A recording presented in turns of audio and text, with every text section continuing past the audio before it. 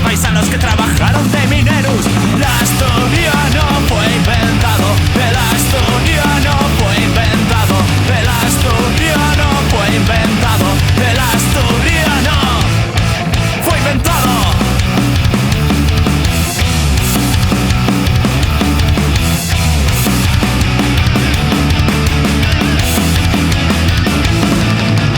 Solo lo hablan cuatro, esos de radicales. No hay más que ver las pintas de los manifestantes.